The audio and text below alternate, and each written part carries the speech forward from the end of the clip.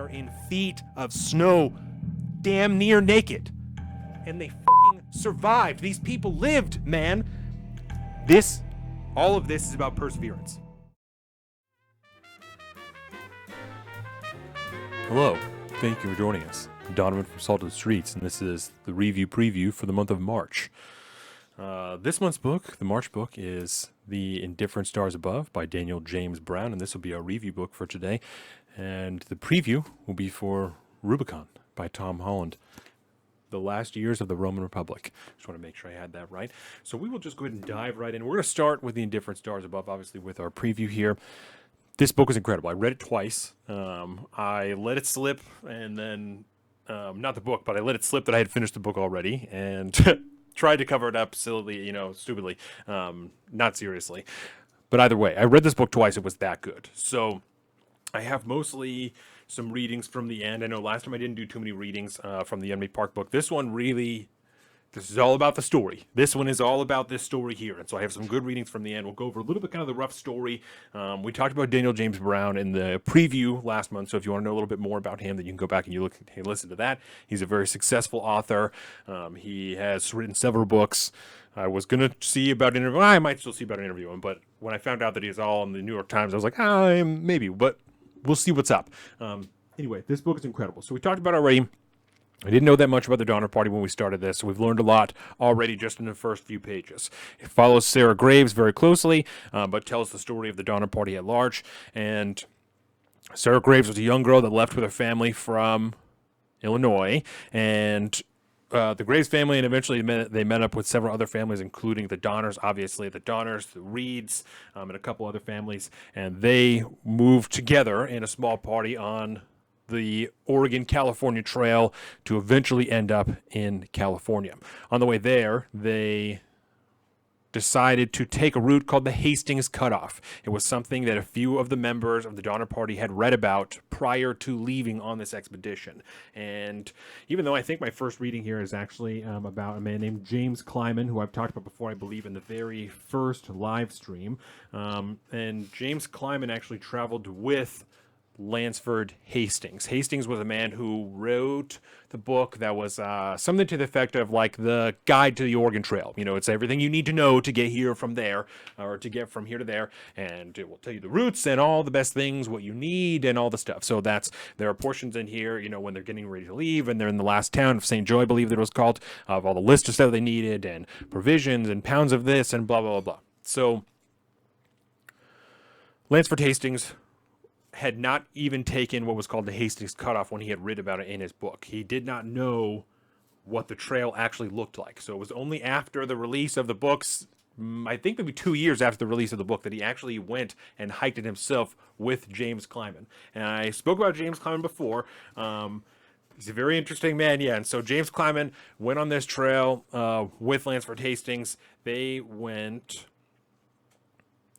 only by just themselves. There was no wagons, but they had like some mules and some horses. And even with just those things, it was extremely difficult to pass. And these people, the Donner Party, obviously they had wagons, multiple wagons. The Reeds had something, a giant wagon that was later called the Palace Car. It was a wagon that had 1-foot boards built onto the sides as well, and so it was a 2-story wagon in which the structure and foundation of the second story was built on those 1-foot wide boards on the outside. So on the bottom floor they had seats and like a little kitchen and a stove and stuff like that, and then all of the beds were up top. And so they called it the Palace Car. And so obviously they had things like this. The Palace Car had to be regularly double teamed, meaning 2 teams of oxen, even just to get it up small hills because it was so enormous. And so if they're struggling to get through with horses and mules, then it obviously doesn't seem to make very much sense that people would be able to get through with a wagon, let alone the Palace Car. So I will read a little bit here, and this is about James Kleinman. So let's see. They stopped at Fort Bridger. I'm going to stop because they actually talked a little bit about Lansford Hastings. Hastings was in fact closing in on his rendezvous with the approaching immigrants. He and Jim Kleinman had labored across the salt flats of Utah and made their way tortuously through the narrow canyons and brush-choked valleys of the Wasatch Mountains on mules and horses, arriving at Fort Bridger, a squalid trading post in western Wyoming, on June 7th, only to find it deserted. There they had separated. Kleinman was by now thoroughly disillusioned with Hastings' so-called shortcut, but Hastings himself was still determined to intercept any Oregon-bound immigrants he could find and divert them to California via his new route, though he must surely have seen that it was nearly impassable for wagons. On June 27th, Kleinman, traveling eastbound, arrived at Fort Laramie, the same day the Donners and the Reeds and those traveling with them, still about a week ahead of Sarah and her family, also arrived at the fort. Kleinman was an old acquaintance of James Reed's from the days of the Black Hawk War when they had both served in the same company as Abraham Lincoln. Fucking bad ass. When the two men sat down together, Reed asked Kleinman about the route ahead, and in particular about the cutoff he had read in Hastings' book. Kleinman was unambiguous. He told Reed to take the regular wagon track and never leave it. It is barely possible to get through if you follow it, and it may be impossible if you don't. Reed was protested that the established road was too far out of the way, so Kleinman elaborated on the difficulty of the country he had just passed through, the confusing maze of canyons in the Wasatch Mountains, the nearly impenetrable bush, the devastating heat and aridity of the Great Salt Lake, and the snow and granite cliffs of the Sierras. But Reed was unconvinced. There is a nigher route, he said, and it is of no use to take so much of a roundabout course. The next day they parted, Reed and the Donners moving on west toward Laramie Peak and the South Pass through the Rocky Mountains, Kleinman heading east, continuing to meet the last stragglers of the 1846 emigration. So, one of the things that I learned about the Donner Party, right? The Donner Party found themselves in this situation through poor timing, bad leadership, as we just saw in James Reed, because he was voted at one point the leader of this expedition prior to it being named the Donner Party. It was...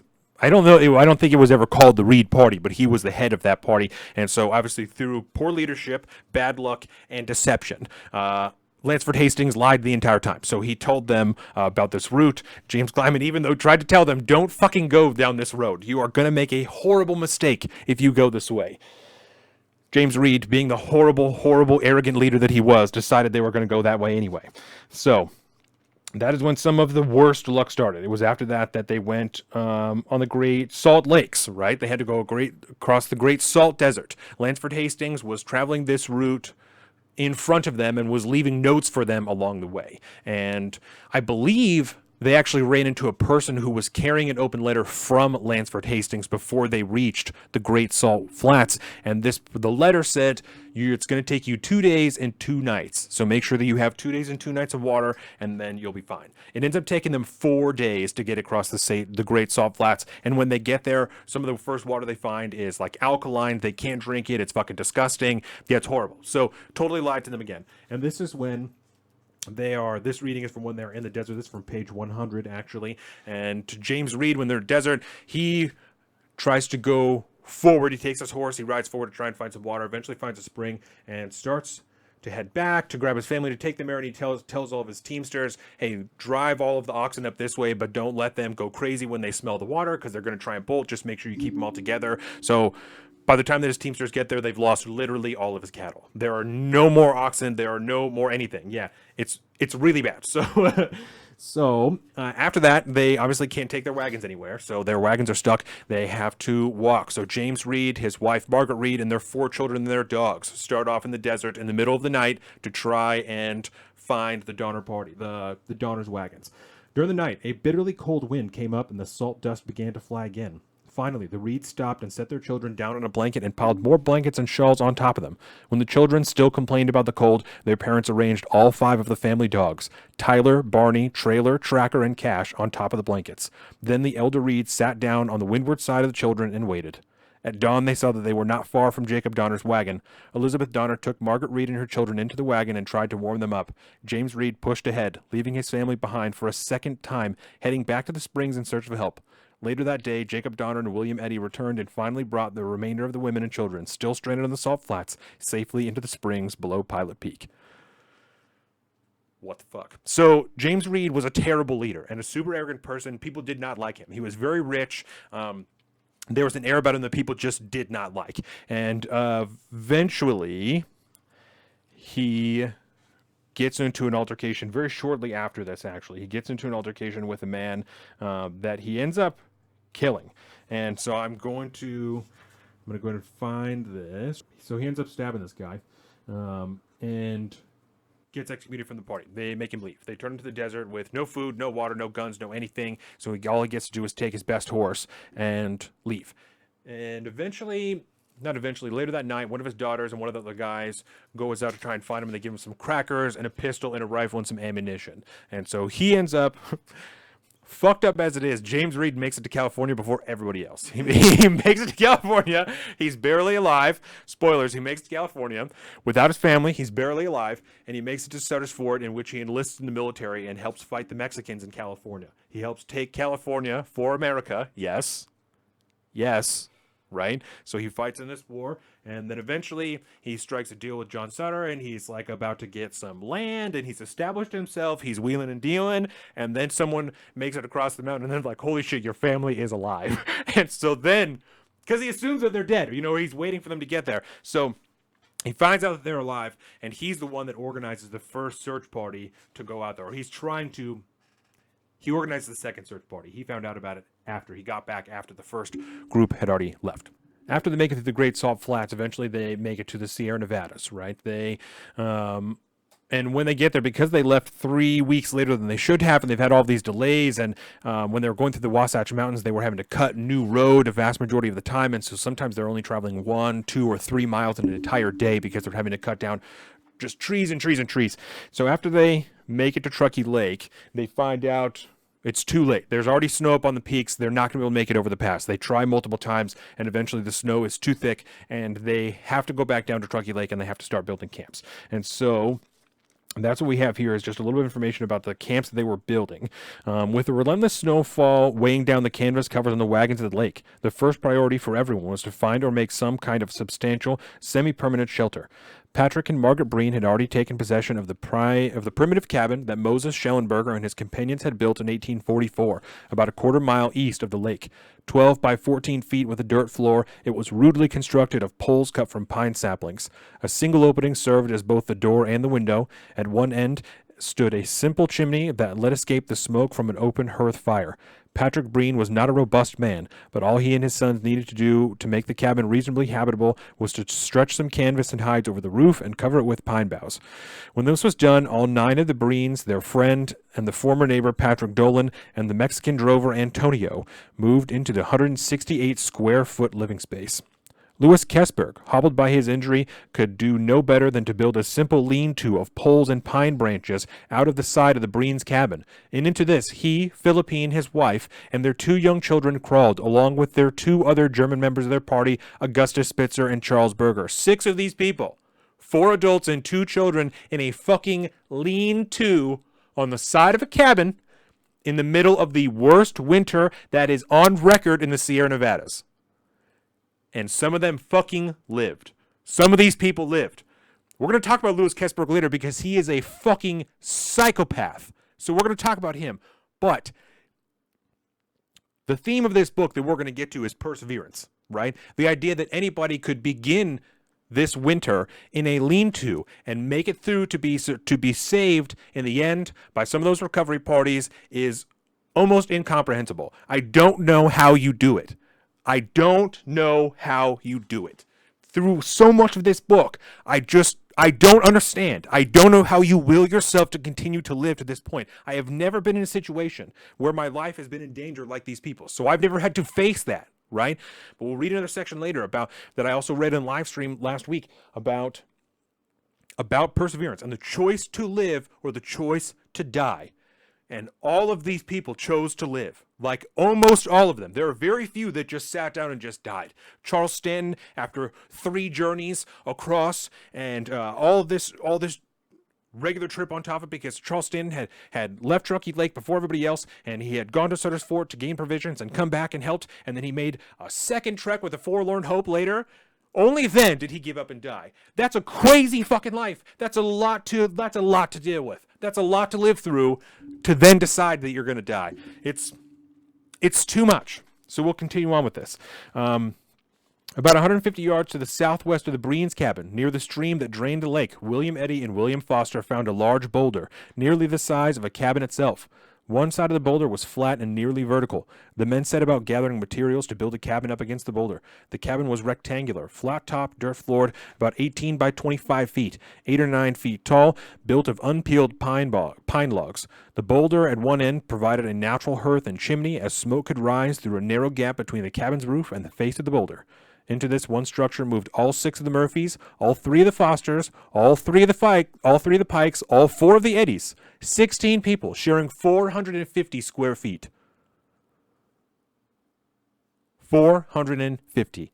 16 people. Franklin Graves characteristically decided to build his cabin apart from the others. He selected a site nearly half a mile to the east and slightly north of the Breen's cabin, where he thought there would be more sheltered from storms but still have wood and water nearby. Working, like the others, in an almost continuous snowfall, their hands red and stiff, Franklin, Jay, Billy, Milt Elliott, Lewis, and Salvador cut pine logs 8 to 12 inches in diameter. Then they threw chains around the logs and used their surviving oxen to drag them to the site, notched them with axes, and began to assemble a double cabin, 8 or 9 feet tall.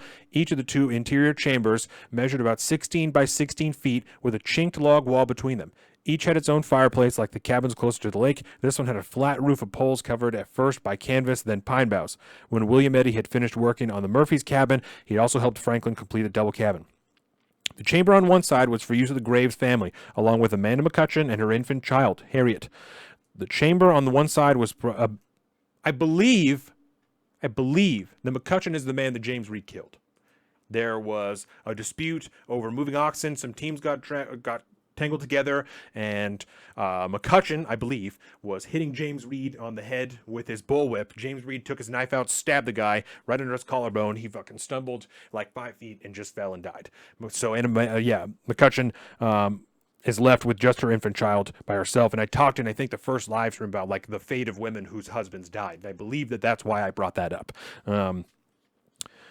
The chamber on one side was for use of the Graves family, along with Amanda McCutcheon and her infant child, Harriet. The chamber on the other side was primarily for Margaret Reed, her children, Bayless and Eliza Williams, who were their 2 servants, and the 5 family dogs. The Reeds had nowhere else to go, and Franklin Graves seemed to have felt responsible for making sure that they at least had a roof over their heads.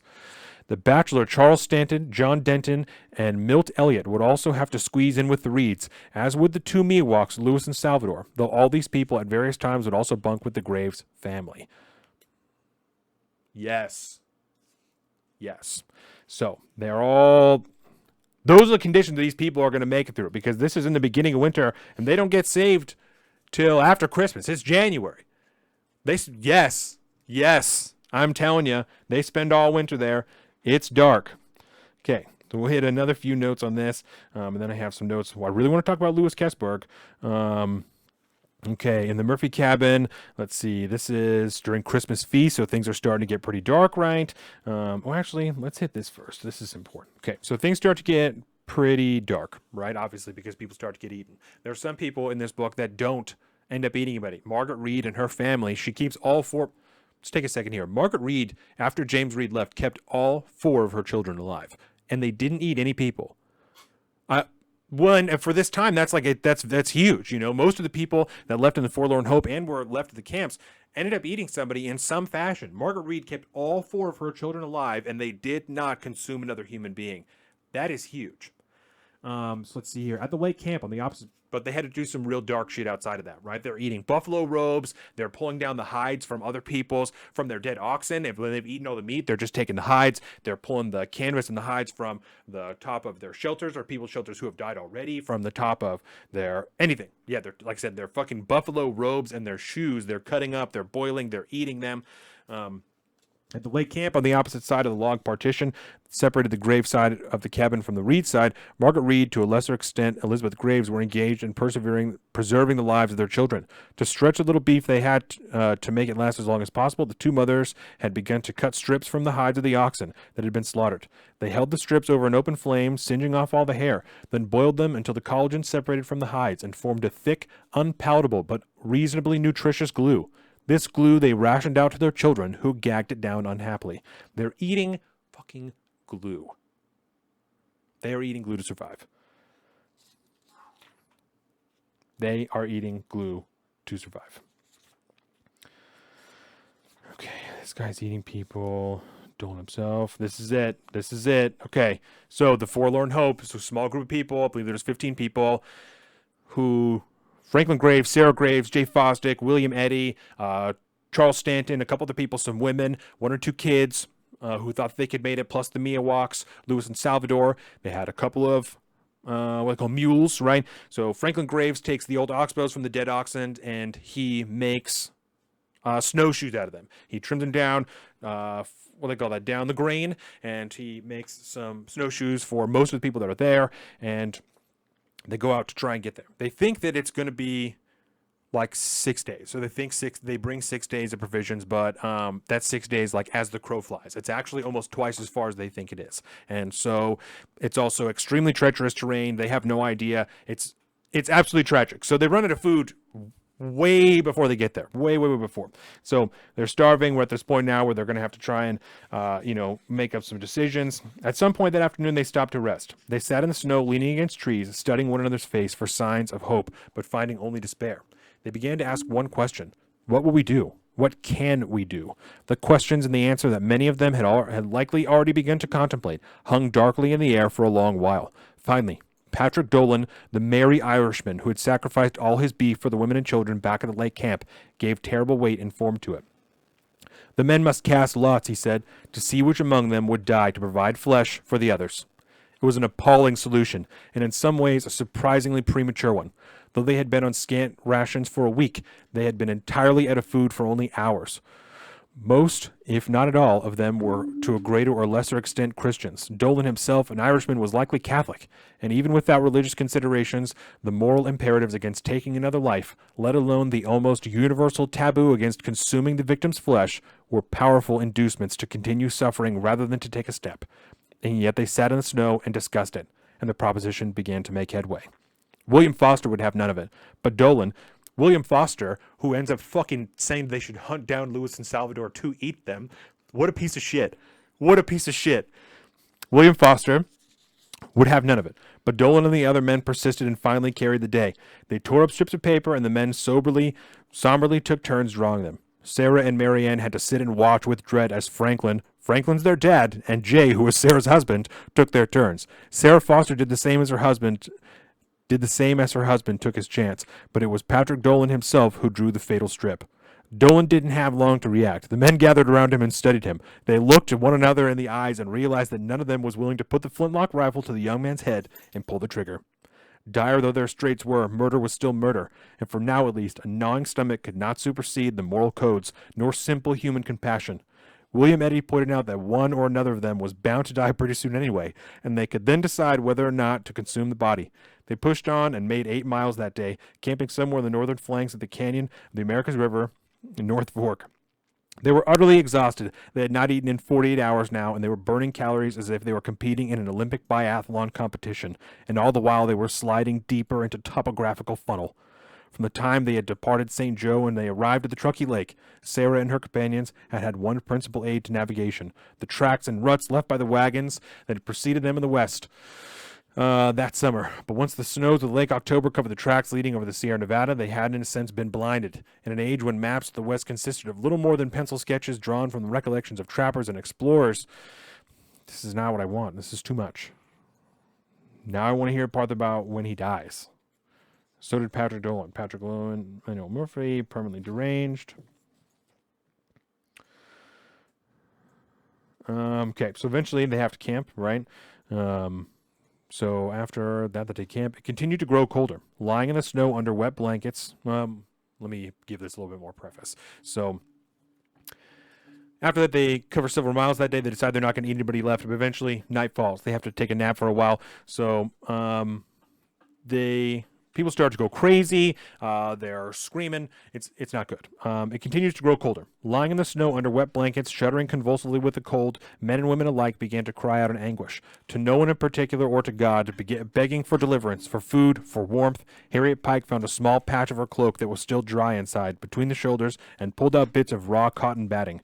With shaking hands, using sparks from Eddie's flintlock rifle and the cotton as tinder, the men finally managed to get a fire going. So they're sitting in the snow, in a blizzard, with no fire. And I remember it's actually they had a fire, but this was so bad that the wind blew the fire out, and that's where they were at. Yes. When they went to chop more wood for the fire, the head of the hatchet flew off the handle and was immediately lost deep in the snow. Antonio, the young Mexican drover, crawled over to the fire and laid down. After a while, his hand fell into the fire pit, and he did not remove it. Someone pulled it away, but the second time it fell into the fire pit, nobody bothered to move it. He was dead. They eat him. Yeah. So eventually, Franklin Ward, he dies that next day. Franklin Graves dies the next day. Before he dies, he pulls his daughter, Sarah Graves, who's the main focus of the book, he pulls her over. He says, "You have to eat me so you could survive. You have to eat me so that you could survive." Her fucking dad says, "You have to eat me so that you can survive." That is dark, right? It's a dark thing to put on anybody. And eventually, she doesn't eat her dad. Eventually, when they do decide to eat somebody, they eat several people, and they label the butchered meat so no one has to eat their own family, and they separate into like 3 different groups, and they all turn their backs to each other so that no one has to look at anybody else, and they're eating other people's family, all within like the same general vicinity. Yes, when Sarah Foster, her husband Jay, eventually dies, right? He's one of the people that dies when they're doing this. People don't wait very long at all to fucking kill Jay. Or to butcher him. It's the next day that they decide to butcher him, and Sarah Graves is sitting down at a fire. Someone sits down next to her, takes her husband's heart, stabs it onto a stick, and begins to roast it over a fucking fire.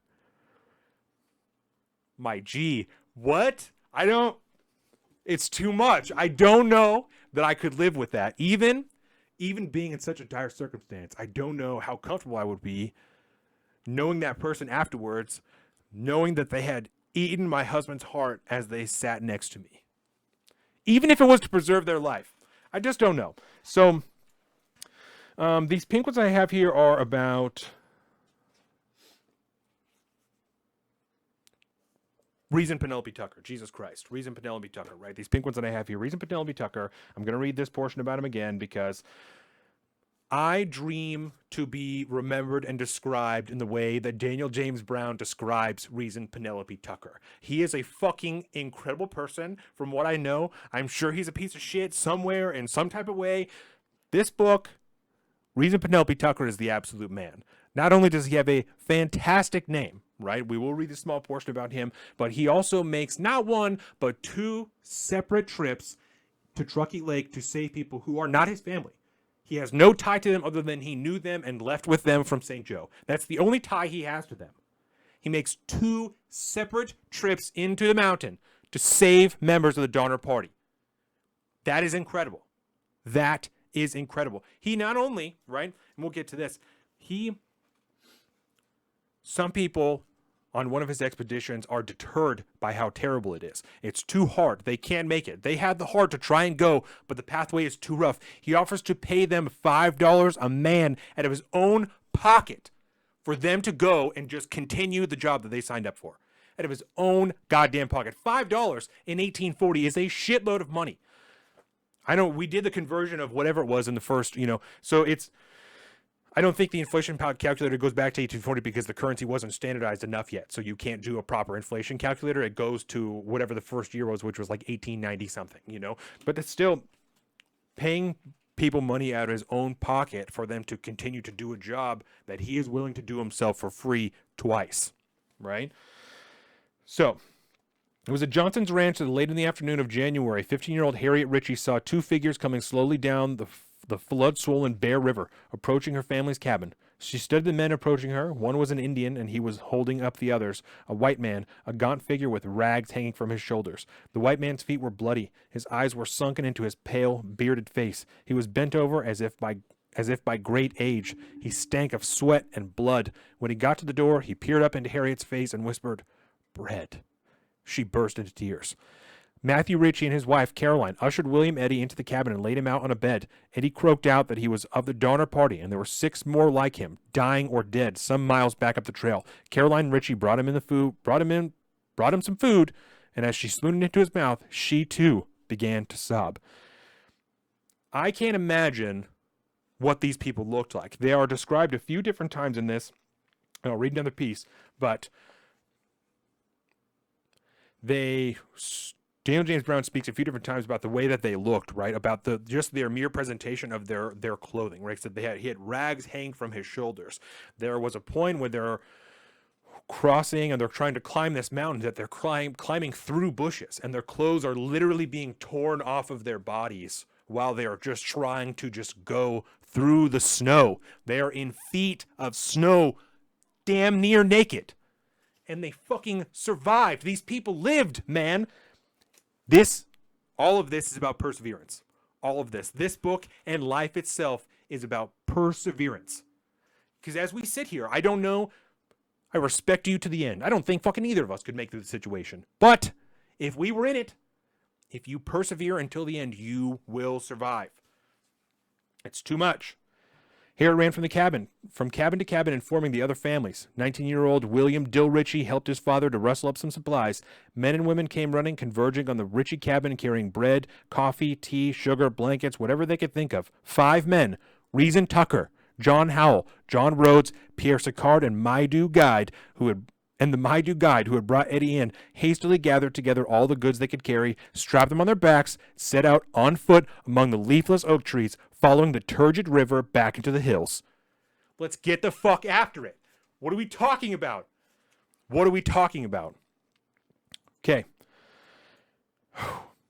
Sebastian Kaiser sent on horseback with fresh supplies, trailing a string of extra horses behind him, without an Indian to guide him. Ritchie followed Eddie's bloody footsteps more than 6 miles through the brush. It took them all day to reach the survivors, because the forlorn hope, many of them stopped just shy of Johnson's ranch. Like, they were just a few miles shy of Johnson's ranch. And William Eddy was the only person who could push on, along with this Miwok guy that he had, the person that found him, the Maidu guy that found him on his way. So he had to send initially a recovery group just to go and find the rest of the forlorn hope that were just a few miles into this meadow right outside of Johnson's ranch. And then after Reason Tucker and his friends brought supplies to these people and brought them back, they headed out again to Truckee Lake, all the way to the lake, to save these people. Reason Penelope Tucker is a man that we should all strive to be, right? This one, okay. Page 210, on the morning of February 14th, they faced the daunting prospect of making the steep climb out of Bear Valley to Emigrant Gap, and then beginning to work their way among the high granite peaks to the east. 3 of the men refused to go further. Tucker pleaded with them and offered $5 per day out of his own pocket for those who would continue, but in the end, only 7 men started up the ridge. What a bunch of pussies. $5 a day out of my own pocket for you to do what you said you were going to do. Yes. Not only are those guys vaginas, they sat there, they didn't even go back and admit to everybody that they couldn't make it, right? $5, $160. $160 a day a person out of his own pocket. Get the fuck out of here. Okay, we're going to talk about Lewis Kesberg, and then we're going to move on. I got a couple themes here. The one theme, really perseverance, and I'm just going to hit it right on the head. So let's see here. All of them were fairly emaciated. This is when they first got there. The weather was fair and relatively warm. Let's see. Reed, McCutcheon, and the rest of the Second Relief to part of the makeshift camp in Summit Valley. Okay, so this is a point that I want to make about cannibalism itself, right? Because obviously I thought a lot about eating, not about eating people, but the concept of cannibalism as I'm reading this story. And I'm thinking, like, what makes someone decide they're going to do that? You know, Daniel James Brown talks at one point about most people who find themselves in a survival situation choose to die as opposed to eating a person. The taboo is too much. They're not willing to do it. And I'm not sure exactly what this says, but I found it interesting that it doesn't seem to be a socialized thing. It is just a survival thing, something deep inside of you that decides whether or not you are someone that is going to be willing to eat a person, right? And this is a paragraph that will go for it. On one of the relief parties out, some people get stuck in what is eventually called starved camp. And they light a fire in the snow. The snow is like 25 feet deep or something like that. And Eventually, the fire starts to melt, and it melts an enormous hole that I think they said was 10 feet wide that all these people get stuck in. And there is, yes, there is some trees that fall down. They cut some notches in so they can kind of get in and get out, but there's no food. There's no one to save them. It doesn't make sense to go anywhere anyway, so they stay there. Eventually, someone dies. They hoist his body. Franklin Graves' son, Franklin Graves Jr., dies. They put his body up on the edge, right? As the week wore on, the sugar and the seeds and the tea began to run out because obviously they had some provisions because they were on the way out with a relief group. And finally, there was nothing left to alleviate the stabbing hunger cramps of the children in the pit. All of them were profoundly emaciated, with no body fat to insulate them. Their internal temperatures hovered near the hypothermic range. Finally, 7-year-old Mary Donner, the toes of her feet blackened by frostbite and the burns she had suffered from falling into the fire, could not stand the hunger pangs any longer. She suggested that they eat the dead. 7 years old. So, again, I don't know exactly what this says, right? But it says something. This is a cancelable one. This is a cancelable phrase here. Doesn't make you a terrible person because you eat a person, right? It doesn't just, you aren't just a piece of shit because you're going to eat a person. And that's not to say we should all start eating people and say, no, I'm a good person, it's fine, right? This is a survival situation. My point is that she's 7 years old. Something inside of her, this is more important than whatever social thing we have constructed. You want to talk about a social construction, that is socially constructed. It's too much. Does that make you a cannibal, though? If you eat, I don't think that, I would not call these people other than Louis Kessberg a cannibal. Louis Kessberg is a cannibal. And I say that not only because of the action that he took that we're right about to go over, but also because when he made it out, he was like bragged about eating people and was like, oh yeah, I fucking loved it and blah, blah, blah, blah, blah. He's a German guy. And eventually he started a restaurant. He opened a restaurant later. Are you going to eat at that guy's restaurant when he's proud of being a cannibal? No. I would call that guy a cannibal. These people who were ashamed and wanted no part of it but wanted desperately to survive, I would not call these people cannibals. And I don't know what that line is. I don't know what the definition of a cannibal is. I would not consider them cannibals. I would consider them people who did what they had to do to survive, and they're willing to cross that social taboo that was there. However, Louis Kessberg. Let's talk about Louis Kessberg, right? Let's see. The men, worried about another storm cutting them off from the past, went outside to discuss how to proceed. No, let's see here. Louis Kessberg was there as well. Okay, so this is one of the relief groups here. Eddie, Foster, Miller, and Thompson arrived at the lake camp before noon. Eddie and Foster hurried to the Murphy cabin where they had last seen their sons alive on December 16th. The two men rushed into the dark cabin and found a group of spectral figures crouched in the corners, lying on beds of pound boughs. In the dim light, they could make out the three youngest Donner girls, Frances, Georgia, and Eliza. Lavina Murphy was there too, gaunt, wild-eyed, and disheveled. Her son Simon was there, and a startled and feral-looking Louis Kessberg was there as well. But the two boys for whom Eddie and Foster had come searching were nowhere to be seen. Eddie confronted Kessberg and demanded to know what had become of them. Kessberg told them flat out. The boys had died and been eaten. Enraged, Eddie threatened to kill Kessberg then and there, but the man was so emaciated and frail-looking that he resolved instead to wait until they got to California to commit the deed. Eddie and Foster were in no mood to linger in the presence of Kessberg, but as they tried to figure out what to do next, Simon Murphy noticed a haggard woman wandering through the woods as if in a daze. It was Tamsin Donner, coming in search of her daughters. When she brought them into the cabin, her girls threw themselves into her arms and kissed her, but she was distracted and confused, not sure what was happening there.